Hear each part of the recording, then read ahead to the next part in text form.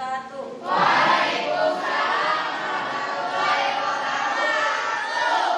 Gimana kabarnya hari ini? Alhamdulillah ya, sehat-sehat semua. Sudah sarapan? Ada yang sudah, ada yang belum? Ya, nanti mah usahakan sarapan ya.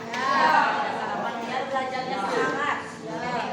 Sesuai dari Ibu, hari ini kita mau membuat kesepakatan kelas begitu ya. Karena minggu kemarin kita tidak sempat membuat kesepakatan kelas karena satu dan lain hal. Jadi hari ini jadwalnya kita buat kesepakatan kelas. Apa sih kesepakatan kelas tuh? Apa coba? Tahu nggak? Perjanjian siapa dengan siapa? Murid dengan guru. Murid dengan guru saja? Dengan sesama guru saja? Dengan Tuhan. Dengan Tuhan saja? Dengan siapa? Kalian berjanji? Diri sendiri. Kalian bersepakat bersama teman-teman untuk diri sendiri kalian, untuk kemajuan diri sendiri, begitu ya? Jadi apa sih bedanya peraturan sekolah dengan kesepakatan kelas? Kesepakatan kelas. Tuh. Apa sih bedanya peraturan? Kan ada tata tertib sekolah ya. Bedanya sama kesepakatan kelas kalian apa bedanya?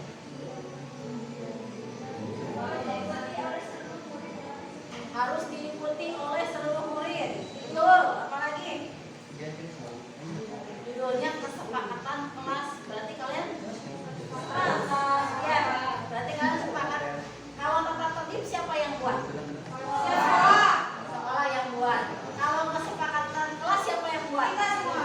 Kalian semua sepakat untuk berjanji dalam diri sendiri dan bersama teman-temannya untuk lebih baik. Jadi itu bedanya ya. Nah, sebelum kita ke kesepakatan kelas 10.3 nih, Ibu mau kalian ungkapkan apa sih yang menjadi keinginan kalian, harapan kalian untuk mewujudkan kelas impian kalian.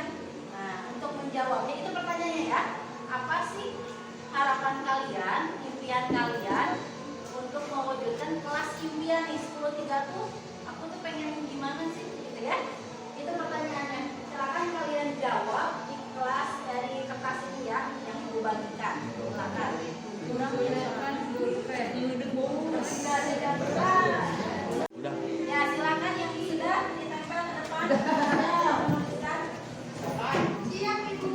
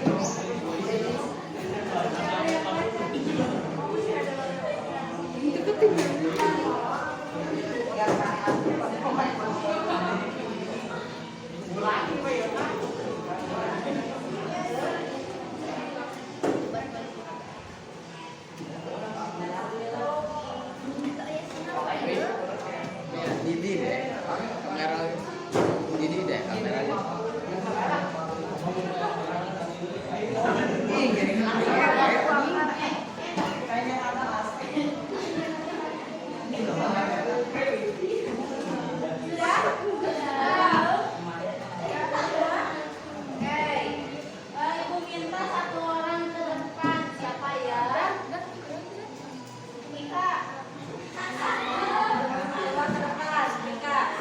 Ibu minta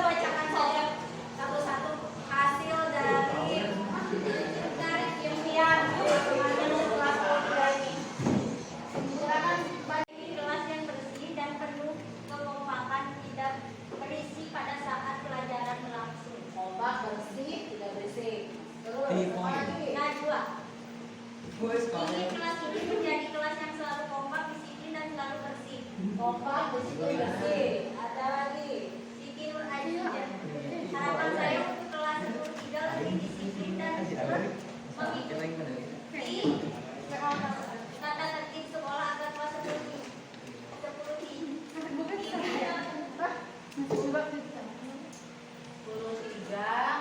kedepannya lebih baik dan disiplin gitu, itu masuknya disiplin ya, mengikuti tata tertib itu disiplin. Terus kelas 3 saling menghormati sesama, saling menghormati. Terus Mirna Miranti, saya ingin di kelas ini tidak ada bullying dan body shaming.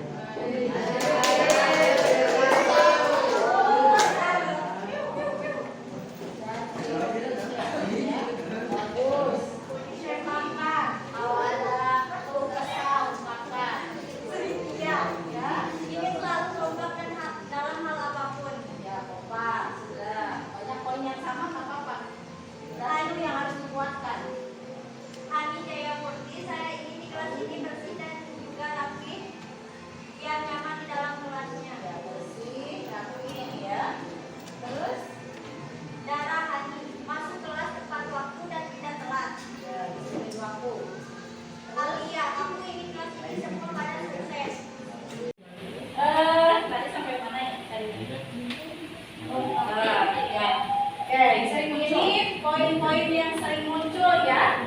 Yang paling sering muncul yang mana saja? Kompak, bersih, disiplin. Ada lagi? Ada lagi? Tidak berisik.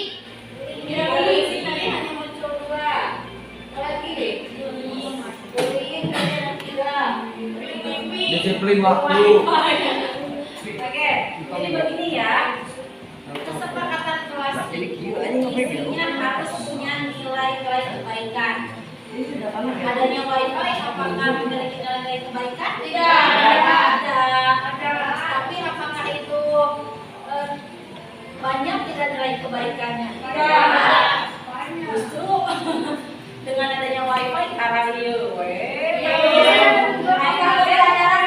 Ayo lihat tengah wifi geus kararieu, mabar-mabarnya beban. Jadi namanya kesepakatan kelas itu nggak usah banyak-banyak, cukup 3 sampai 4 poin gitu ya. Tapi itu mencakup semua. Kalau peraturan kan detail ya, pakai sepatu warna hitam, ke sekolah pakai masker, datang jam 7 gitu kan. Tapi kalau kesepakatannya bersifat umum dan ada nilai-nilai kebaikan. Nah, dari kompak ada nggak nilai kebaikannya? Apa? Ada. Kerjasama.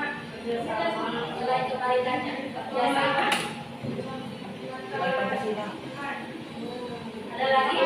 Daripada nama tidak selalu kompak, nggak mau beda-beda, tidak egois. Kalau ada tugas yuk bareng-bareng kerjain. Kalau mau nyampe bareng. Terutama tugas-tugas kelas gitu ya. Poin kebaikannya apa dari kompak? Nilai kebaikannya apa? Boleh kalian? Meringankan pekerjaan. Supaya meringankan pekerjaan harus kompak. Dengan kompak nilai kebaikannya apa nih? Kita antar teman saling bagaimana? Saling bantu ya. Apalagi sesama teman. Saling menghargai, saling menghormati. Itu nilai kebaikannya. Saling membantu. Peduli tidak? Peduli. Nah, berarti ada satu poin kesepakatan kelas yang harus kalian nanti tuliskan dengan rapi ya. Sama ibu dituliskan dulu di samping. Poin pertama berkaitan dengan kompak, tolong-menolong, ya. Apalagi disiplin menghormati, disiplin waktu. Ya, poin pertama adalah kesepakatan itu kan perjanjian kita sama kelas.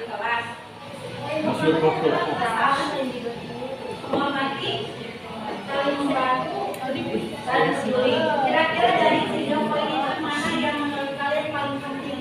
Kompak. Menghargai, apa peduli yang mau dicantumkan? Peduli. Dengan disiplin waktu dan tepat waktu kita menghormati orang lain tidak? Iya, menghormati. Apa? Kenapa tidak? Apakah kita peduli terhadap Peduli. Peduli dengan tepat waktu, dengan mengerjakan tepat waktu, itu kan ada kepedulian berarti ya. Berarti kita sadar, kita lagi sekolah, lagi belajar. Ada juga dibahas oleh pembina upacara. Kalian kan sekolahnya rek naon atuh salian belajar mah gitu ya. Tidak hanya datang main game bareng, Main game bareng, Pak. tapi harus ada yang nilai dari sekolah itu sendiri gitu ya. Nah, maka kita sepakati mau poin apa? Menghormati, saling menghormati. Nanti tulis di sini ya, yang lebih saling menghormati. Jadi nanti redaksinya, karena ini kesepakatan kelas, kami siswa kelas 3 akan saling menghormati sesama teman. Dan ada sanksinya. Kedua saja setiap kita melakukan, karena ini kesepakatan, ada konsekuensinya selalu. Konsekuensinya tidak tertulis, tapi itu ada di moral masing-masing. Jadi ini mah semacam janji pribadi. Kalau aturan kita dipaksa nurut, tapi kalau ini janji menyati sama diri sendiri kita mengingkari sih. Padahal kita udah janji nggak akan membuli. Ketika kita membuli, kita udah melanggar diri kita sendiri. Berarti termasuk membuli ya. Maksudnya seperti ini. Artinya sebelum tidak berjanji untuk tidak ada bullying, tidak geng-gengan, mau membantu temannya ketika ada kesulitan, mau menghormati pendapat temannya, mau mendengarkan teman-temannya dan guru yang sedang mengajar tentunya ya. Poin yang kedua apa? Kompak. Tadi kan langsung kompak, bersih, betul. Bersih itu berarti bagaimana? Kelas mau bersih harus bagaimana kita? Dengan kita harus disuruh atau tidak? Tidak. Karena itu udah menjadi kewajiban. Ibu dengar dan setiap kelas tiket itu selalu harus gitu selalu ya dengar yang pagi gitu yang nyuruh terutama yang perempuan gitu ya bawel anak-anak siapa gitu dan sebagainya. Berarti harus ada kesadaran diri. Cara menyadarkan diri sendiri bagaimana? Rukiah. Tanggung jawab. Dari kalian ya, ini kata-katanya ibu jangan mengeluarkan istilah dari tanggung jawab. Jadi untuk kita berdisiplin, untuk kita supaya bersih, harus ada tanggung jawab dari diri sendiri. Kami kelas 3 sepakat untuk bertanggung jawab terhadap seluruh tugas-tugas yang ada di kelas. Tugas piket, tugas-tugas dari guru mata pelajaran, saya akan kerjakan dengan sungguh-sungguh. Ini tanggung jawab dari diri kalian sendiri. Kalau tidak ada kesadaran sendiri, yang tidak akan muncul rasa tanggung jawab. Kembali lagi, gak percuma juga belajar hanya untuk sementara, takut didenda, takut dicarekan. Itu tidak akan ada efek jerah. Yang paling penting adalah tanggung jawab dari diri sendiri. Kita harus saling mengingatkan, tapi dengan cara yang baik, gitu ya, seperti itu. Dan terakhir 3 poin saja, tidak usah banyak-banyak. Biar kita bisa lihat. Disiplin waktu kaitannya sama apa? Tanggung jawab diri sendiri kan? Ada lagi yang berbicara tidak berpacaran sukses. Tidak berpacaran. Kalau tidak berpacaran masuknya ke dalam apa? Poin apa? Saya mah tidak mau berpacaran, mau fokus belajar, itu berarti apa? Itu dari prinsip atau komitmen. Betul ya. Tapi kalian tuh bahwa dalam diri sendiri itu harus ada komitmen atau prinsip yang kuat. Gitu ya. Saya berkomitmen nih, bukannya tidak mau ikut zaman, perkembangan zaman, tapi punya komitmen bahwa kalian sudah dewasa, sudah SMA, bisa membedakan baik dan buruk. Ini berpacaran tuh banyak baiknya tidak, atau lebih banyak buruknya, ditimbang-timbang lah kayak tukang dagang. Oh, kalau banyak baiknya berat, ditimbangan baiknya maka laksanakan kalau bisa.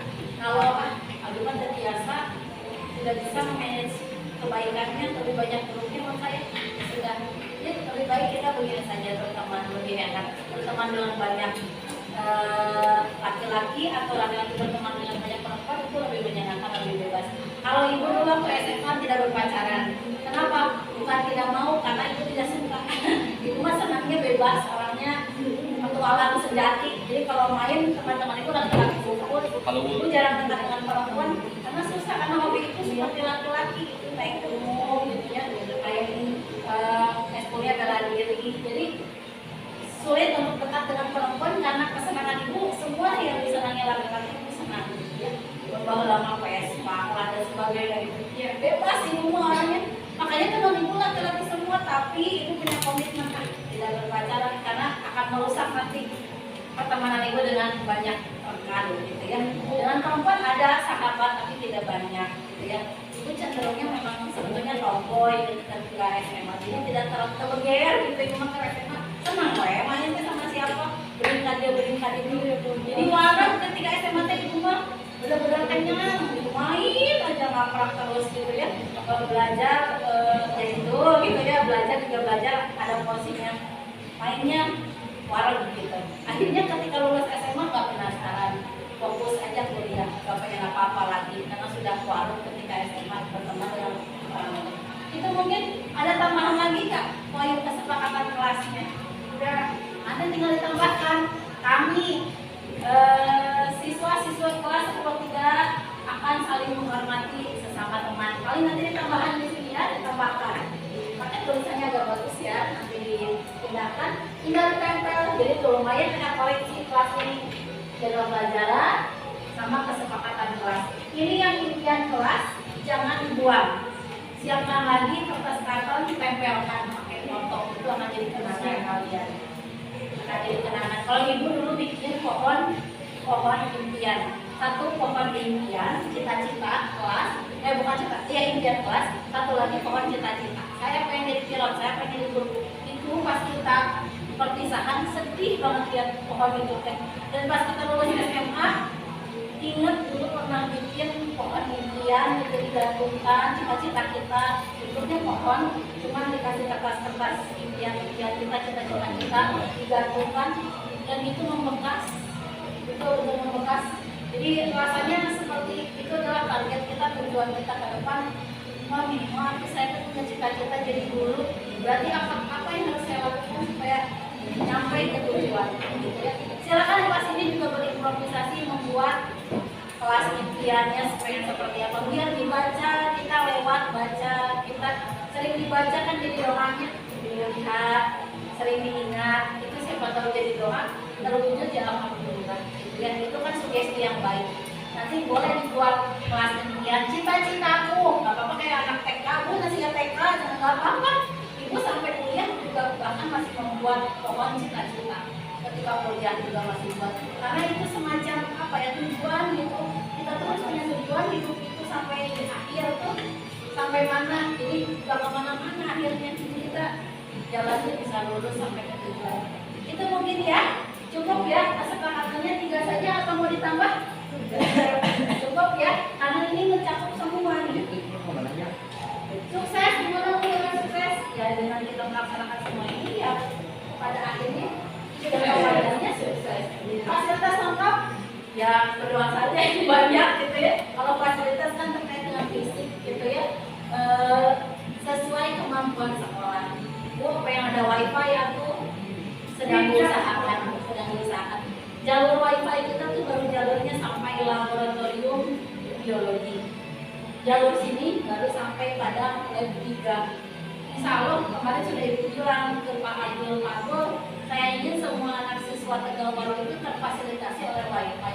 Karena mau tidak mau pembelajaran kita tuh akan sering menggunakan internet, gitu ya, handphone terutama. Jadi kasihan bagi anak-anak yang tidak punya kuota, takutnya nanti memaksakan gitu ya, seperti itu. Nah, jadi bagaimana kalau kita fasilitasi? Insya Allah tahun depan mudah-mudahan terrealisasi semuanya. Karena kan kalau membuat jalur internet itu kan harus ada kabel. Nah, kabel itu kan nggak semeter 2 meter gitu ya, panjang.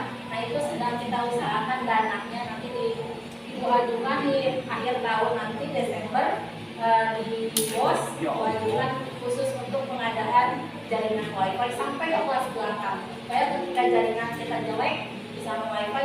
Nah cuma itu konsekuensinya, kalian tanggung jawab. Kalau sudah ada wifi, tanggung jawab di waktu belajar. Kecuali memang guru menyuruh sok buka HP kayak ibu kan sering buka HP seperti itu, silakan gunakan HP-nya gitu ya. Kalau tidak, kalian tanggung jawab dengan diri kalian fasilitas yang ada. Kalian mah enak punya fasilitas ya. Kalau dulu ibu ya tidak ada apa-apa, belajarnya mengandalkan yang disampaikan dulu sama yang ada di paket. Sekarang mah kalian tinggal searching gampang, tugas oke, tinggal ngiron gitu ya, karena Google lah seperti itu. Jadi bersyukurlah di zaman sekarang kita tidak banyak kesulitan dalam belajar, justru kita terfasilitasi. Itu mungkin untuk hari ini kesepakatannya sudah kita buat. Sebetulnya hanya sedikit, 3 dari sekian banyak, dari sekian kepala yang punya cita-cita. Akhirnya juga kita akan berjanji saling menghormati, tidak ada bullying, tidak ada geng-gengan, saling membantu. Kalau sesama teman sekelas itu ibu suka ngabuknya, kalau ibu apa SMA sama teman sekelasnya kayak saudara banget, kayak benar-benar saudara kembar gitu ya, seumuran sampai dekat. Tidak ada satu teman pun yang tidak dekat ibu apa SMA ya, tidak ada satu orang pun yang tidak dekat dengan ibu, semuanya dekat gitu. Karena masa-masa SMA itu masa-masa terindah dalam hidup. Ibu kasih tahu ya, semua hidup ibu hidup nih usia 35 tahun. Masa-masa SMA itu 3 tahun itu masa-masa terindah dalam hidup. SD biasa aja, SMP biasa saja. SMA itu masa-masa terindah ketika kita berteman. Betul, itu nggak bohong. Makanya memang betul dengan berpacaran kita kehilangan masa berteman kita yang harus kita lakukan. Nah, makanya perbanyak berteman dengan siapapun, mau lawan jenis, mau sejenis, perempuan atau laki-laki saja, perbanyak semua, jangan pilih-pilih. Kalau ada kendala dalam berteman, udah gini saya teman cocok, misalnya saya teman kayak mana geng wae, ya kita berusaha untuk tidak tersawana, berusaha tidak teman yang waktu itu biar terengket kemudian dia mengalah, sabar dulu, kaitannya sama komitmen, sabar ya, ya komitmen. Ya namanya orang tidak bisa kita paksa harus seperti yang kita mau, ya kita bersabar. Nah, juga tidak semua teman itu baik, ada yang dikasih belut, tapi ya kita mau bersabar, tidak menghadapinya. Itu kembali lagi. Nanti juga seiring waktu akan dewasa dengan sendirinya. Cukup ya, nanti sama Najwa ini bagus-bagusin deh di sini. Tinggal ditempel itu kita pas pelajaran itu sudah ada ya. Jadi ada buktinya hasilnya. Oke, ada pertanyaan? Ada. Cukup ya. Cukup untuk hari ini. Terima kasih kerjasamanya. Kita hari ini sudah selesai dengan kesepakatan kelas. Juga yang ini ditempel, dibuat seperti itu, tinggal ditempel saja. Baliknya dikasih kelompok sih. Kalau itu suka lucu-lucuan, di rumah dikasih kelompok. Dikasih siapa? Nah, pakai baju kita dikasih pesan-pesan gitu ya. Pas di akhir tahun teh pas kita udah pada deket sama guru belajar sama keseharian gitu ya. Di awal-awal tahun kan biasanya begitu. Jadi kayak pesan aja gitu ya, memberikan pesan-pesan. Itu paling terakhir dari ibu tutup. Terima kasih. Biasanya 10.3 ibu memandang kalian kelas yang paling kondusif. Maka itu dari 10.3 untuk contoh nanti, karena 10.3 itu paling kondusif kalau dibanding kelas yang lain. Bukan aku. Kalau bu, cina ada ibu beneran kapal. Pak Firman jarang ini, tapi justru ibu bangga wali kelasnya. Pak Firman kakinya begitu ya, gue nyablak. Tapi sebetulnya beliau sangat perhatian sebetulnya, meskipun tidak harus bertatap muka begini, tapi beliau tahu kalau kita ngobrol antar guru suka cerita tahu sebetulnya tentang, meskipun selama ya namanya laki-laki lah gimana bapaknya nggak seperhatian ibu begitu, tapi ibu justru bangga di 10.3 meskipun kelasnya karakternya Pak Firman begitu, tapi kalian bisa kondusif gitu ya di kelasnya, peduli gitu, banyak yang peduli. Karena aku rasakan ibu mengajar semua kelas 1 sampai 10 kata ibu juga di antara semua kelas 10 yang paling bagus, luar biasa. Ini apresiasi ibu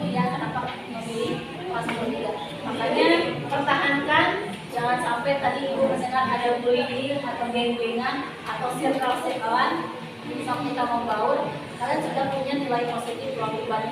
Bahkan ini baru 1 bulan ibaratnya belajar, tapi ibu sudah bisa melihat kelas ini punya potensi yang sangat bagus. Mudah-mudahan bisa bertahan sampai tahun ini. Pertahankan. Memang dalam satu kelas itu harus ada yang warasnya, 1 2 orang. Nah yang waras tolong bertahan warasannya. Supaya mengingatkan teman-teman yang lainnya. Karena kan ada yang up and down, ya yang harus ada yang warasnya satu gitu ya. Ayo harus ada nomor. Nggak apa-apa dibilang campur atau gimana sampai apa. Nggak akan semua orang suka kita, saya kita yang penting kita rasa kita udah berhasil cukup. Nggak usah lihat pandangan orang lain. Cukup ya. Terima kasih buat semuanya ya. Assalamualaikum warahmatullahi wabarakatuh.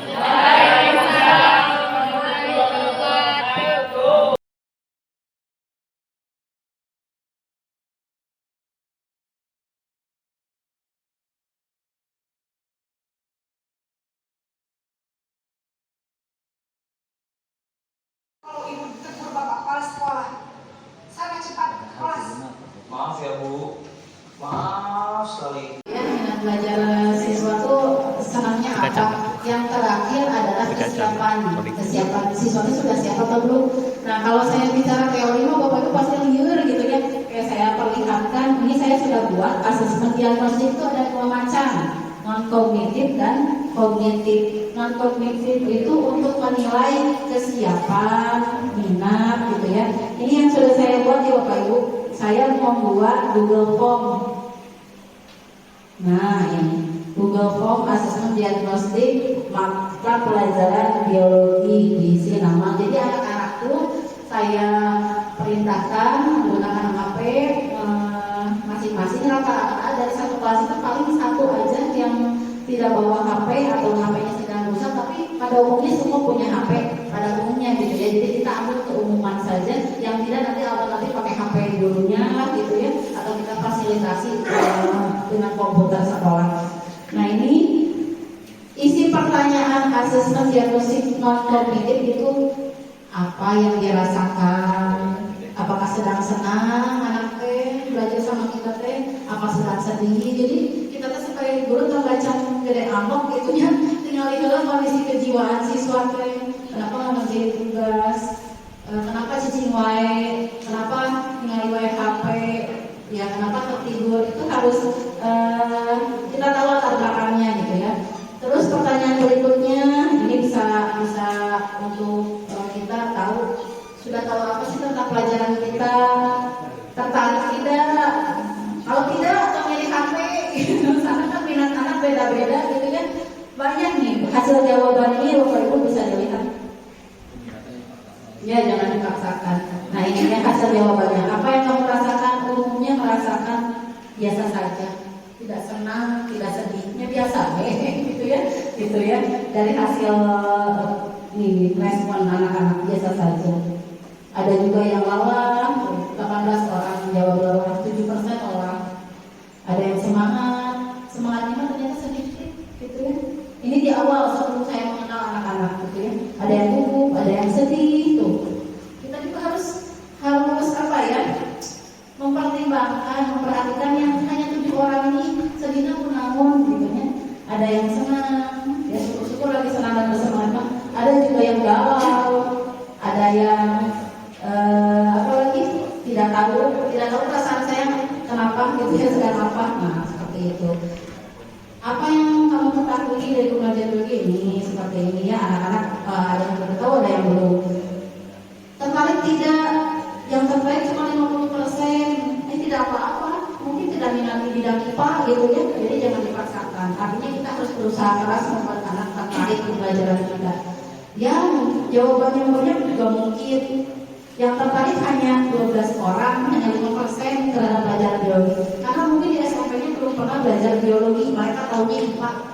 Dan mereka itu rata-rata adalah golongan anak-anak yang pandeminya 2 tahun, jadi kurang mengenal mapel IPA sebetulnya karena tidak praktek, tidak apa gitu ya.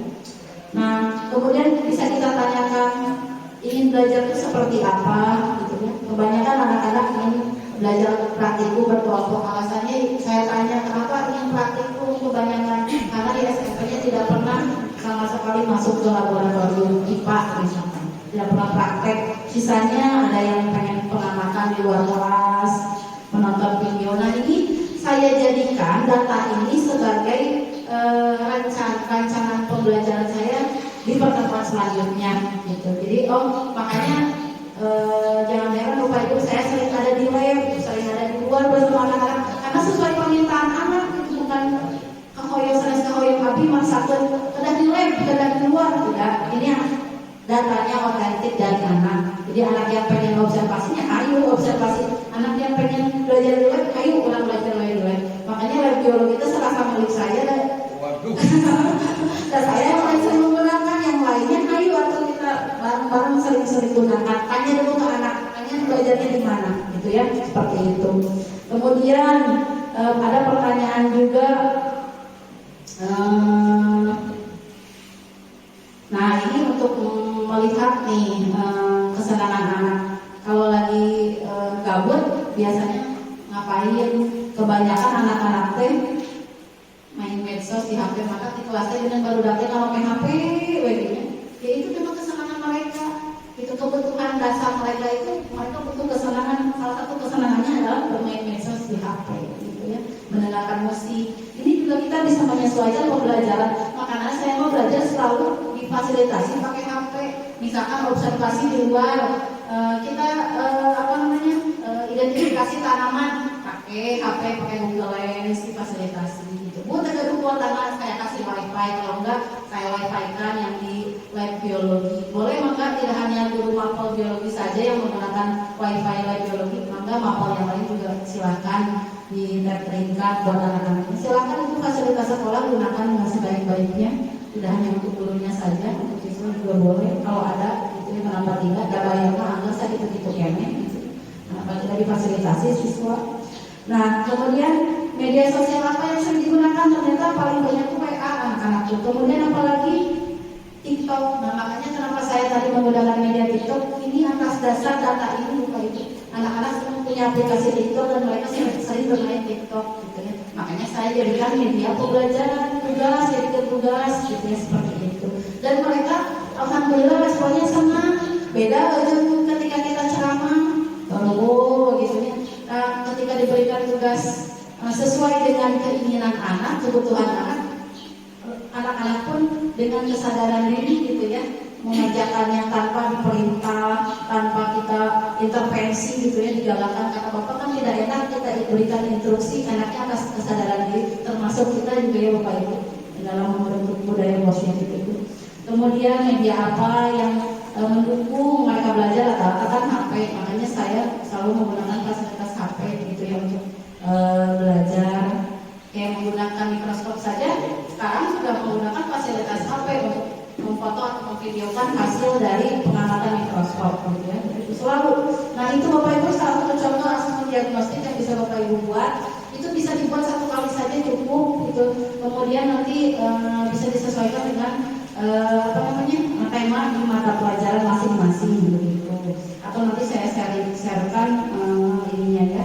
Untuk yang kognitifnya itu mah non kognitif mah gimana mapel akan beda-beda. Ya biologi saya tentang keanekaragaman hayati ya asesmen diagnosis non kognitifnya bagaimana ya sesuai dengan tema keanekaragaman hayati. Nanti untuk misalkan fisika ya akan berbeda gitu ya. Itu mah balik lagi ke Bapak Ibu memberikan pertanyaan-pertanyaan pemantik ya bahasanya seperti itu.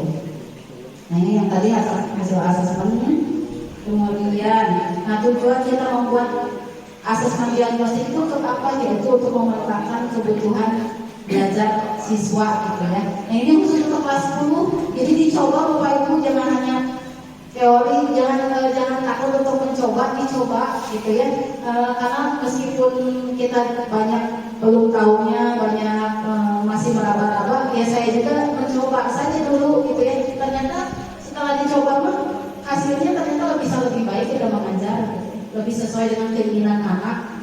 Karena kan tadi Bapak sudah bilang fokus kita tuh di sini untuk apa ya, untuk anak. Buat siapa lagi gitu. Kalau niat dari awal tidak karena anak mah, ya akan sulit kedepannya kita berkembang. Nah, Kemudian kaitan dengan kebutuhan belajar anak, tadi Bapak sudah bilang diferensiasi. Nah, apa sih diferensiasi itu? Diferensiasi itu Bapak Ibu, kalau kita sebagai guru adalah menerapkan pembelajaran yang variasinya banyak, baik dari segi kontennya gitu ya, pakai medianya, gitu. Baik dari segi proses, baik dari segi produk. Jadi Bapak Ibu dicoba memberikan tugas ke anak jangan saklek kecil. Misalkan Pak Ugi masih yang tugas membuat narasi, misalnya Pak, bahasa Indonesia membuat puisi, misalkan membuat puisi. Coba ke anak membuat puisi itu jangan saklek di buku tulis, kumpulkan. Coba variasi lain, buat di media sosial, buat dalam bentuk poster, buat dalam bentuk apalagi videokan, baca puisi divideokan, boleh juga dalam bentuk poster. Jadi variasi gitu, variasi sesuai keinginan anak saja, minatnya ingin seperti apa gitu, dicoba seperti itu gitu ya. Yang penting mah anak melaksanakan gitu ya tugasnya seperti itu. Jadi pembelajaran diferensiasi itu kita memvariasikan kontennya bisa bentuknya PowerPoint, video. Tadi untuk memberikan kebutuhan anak, ada yang kinestetik, ada anak tuh yang senangnya mendengarkan saja, ada yang senang visual, nonton gitu ya. Kita fasilitasi gitu ya. Di Pak Ade kan sudah ada fasilitasnya, Infokus, silakan digunakan.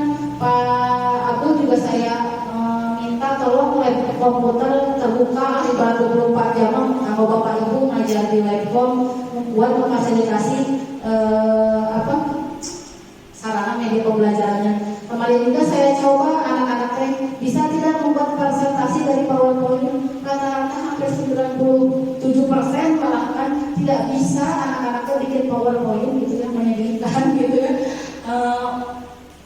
Mungkin saya maklumi karena di rumahnya tidak ada fasilitas komputer atau laptop, makanya ya di sekolah itu hanya orang maksimalkan anak-anak. Makanya kemarin 4 jam pelajaran biologi itu jadi singkat TIK gitu, ngajarin anak bikin PowerPoint. Tapi alhamdulillah ya materinya materi biologi, tapi alhamdulillah baru dapat gancang gitu, gancang bisa cepat dan apa ya, karena lebih tantangan jadi semangat gitu. Apalagi difasilitasi, alhamdulillah terima kasih Pak Abu sudah memfasilitasi gitu ya di Labcom anak-anak. Jadi belajar biologi itu perlu di laboratorium biologi wae, perlu di luar wae, tidak bisa apalagi mapel yang lain gitu ya, seperti itu. Jadi itu ya Bapak Ibu bisa diterapkan. Itu mah kembali lagi menerapkan, tidak mau kembali lagi kepada Bapak Ibu mau tidak gitu ya, mau berubah atau tidak. Dan nama-nama kurikulum merdeka itu artinya mandiri mau belajar sendiri gitu ya. Kalau tidak ada perubahan ya tidak akan pernah merdeka kita sebagai gurunya. Mau memerdekakan anak bagaimana kalau kitanya juga tidak merdeka secara kesadaran dirinya, tidak ada gitu ya. Untuk belajar sendirinya tidak ada. Ya seperti itu. Jadi kita harus membedakan mengajar di Kurtilas sama di kurikulum merdeka.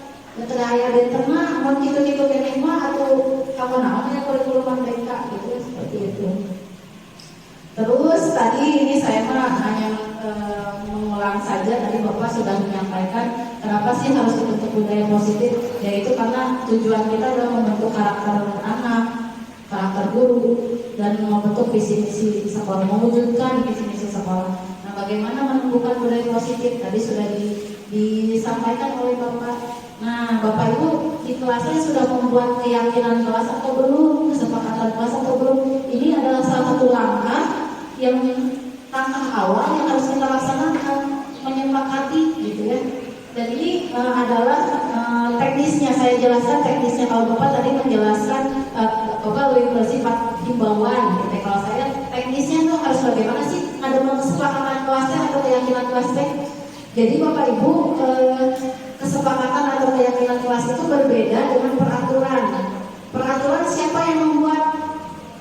Wah, kejadiannya ada mau tata tertib sekolah. Berarti sifatnya memaksa anak. Nah, dipaksa anak itu nurut. Artinya motivasi anak untuk mengikuti tata tertib itu kan motivasinya paksaan itu kan eksternal gitu, dihukum seperti itu. Tapi kalau kesepakatan kelas, keyakinan kelas kan hasil kesepakatan dengan anak-anak ini ide anak kita kemas gitu ya. Jadi mau tidak mau mereka punya rasa tanggung jawab gitu ya untuk melaksanakannya. Karena itu kan hasil dari mereka juga. Nah ini Bapak Ibu, saya tidak berani menyampaikan kalau tidak saya laksanakan. Makanya saya ambil sampel di 10.3. Aku mohon Pak Firman wali kelasnya sudah memberikan waktu kepada saya untuk mempraktekkan masing ada kesepakatan kelas, keyakinan kelas saya praktekkan Bapak Ibu supaya saya tahu rasanya bagaimana membuat kesepakatan kelas. Jadi yang pertama adalah saya mengajak anak-anak 10.3 itu, mangga silakan tuliskan di kertas yang saya siapkan kertas ke anak-anak, tuliskan kelas apa sih yang menjadi harapan impian kalian untuk kelas ini. Mereka menuliskan dengan semangat, panjang lebar, ada yang singkat. Kemudian tempelkan di papan tulis. Saya minta satu orang membacakan, satu-satu dibacakan. Tidak disebutkan nama, hanya satu-satu dibacakan. Ada yang ingin kelasnya kompak, ada yang ingin kelasnya penggeng-gengan, semuanya bullying. Itu keinginan anak, ya impian anak. Ada yang ingin kelas itu bersih. Ada yang ingin kelas itu jangan ada yang kesiangan terus, jangan ada yang apa gitu. Itu kan dari anak, ternyata ya anaknya gaduh kahoyong jadinya sami kahoyong yang kurang buru-buru jadinya gitu ya. Setelah ditelusuri, setelah semuanya dibacakan, akhirnya kita simpulkan dari sekian banyak kategori. Ada yang ada juga secara fisik disebutkan kelasnya pengen ada fasilitas wifi, yang apa adanya kayak ada fasilitas wifi, kayak ada fasilitas AC atau aqua galon. Ada yang menyebutkan fasilitas yang yang fisik, ada juga yang menyebutkan non fisik. Nah akhirnya kami bersama-sama dengan anak saya dan anak-anak kita rangkum dari namanya keyakinan kelas itu bukan peraturan dari saya lagi, tapi nilai apa yang bisa kita ambil gitu, nilai kebaikan apa yang bisa kita ambil. Yang pertama misalkan datang tepat waktu, tidak geng-gengan, itu kan dari awal nilai yang diambil itu apa? Saling menghargai. Ini kata-kata semua dari anak Bapak Ibu, bukan saya yang menyebutkan. Saya mah hanya menuntun. So menurut kalian nilainya apa sih supaya kita dapat itu nilainya apa? Menghargai waktu, menghormati rekan yang lain. Itu semua kata-kata dari teman gitu ya. Mengerjakan tugas tepat waktu seperti itu. Nilainya apa? Tanggung jawab. Jadi di kesepakatan kelas itu isinya adalah nilai-nilai. Jadi bukan datang ke kelas tepat waktu. Nilainya apa sih datang ke tepat waktu kelas itu? Tanggung jawab, bisa menghargai, menghormati rekan yang lain, bisa gitu ya. Berkomitmen terhadap nilai-nilai kebaikan. Jadi ini semua adalah nilai-nilai yang ingin dicapai kelas 10.3 dan disepakati. Cuman ini belum ditandatangannya, baiknya ditandatangan oleh semua anak-anak sebagai bentuk tanggung jawab mereka. Seperti itu Bapak Ibu Walas kelas 10 terutama gitu ya, bisa mulai menerapkan. Saya baru melihat kesepakatan kelas itu di 10.4 yang baru ditempel. Kemudian kelasnya Bu Sri kan 10 berapa? 5 juga sudah kuat, katanya aku cuma belum ditempel. Ya saya mohon kelas yang lain juga segera kalau belum gitu ya membuat yang seperti ini, karena ini suatu bentuk komitmen gitu. Saya ambil sampelnya di 10.3 di kelas Pak Firman. Ya Pak Firman masuk alhamdulillah asa bantos, tapi alhamdulillah bantos oke biasa praktekeun gitu ya. Seperti ini Bapak Ibu ya teknisnya.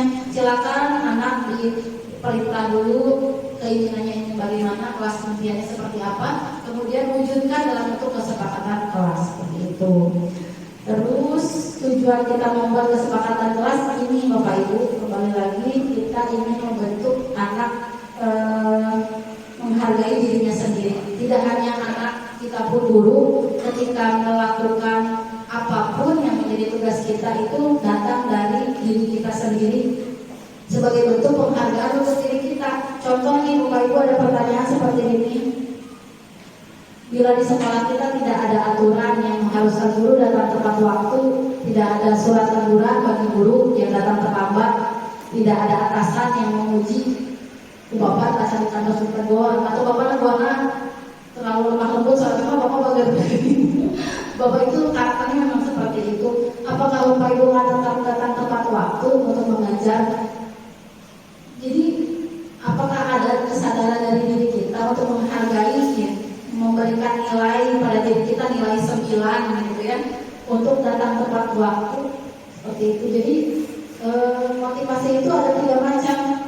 Ada yang karena ingin takut dicarikan ke bapak, takut dihukum. Ada yang takut karena ingin dikasih penghargaan, dipuji-puji sama bapak, diumumkan di rapat gitu, atau di upacara, atau karena memang dari itu bentuk penghargaan. Buat diri saya itu sebegitu berharganya, sebegitu bernilainya, sehingga saya mau datang tepat waktu. Saya juga masih belajar Bapak Ibu untuk datang tepat waktu gitu ya, sebagai bentuk penghargaan diri saja buat diri saya gitu, seperti itu.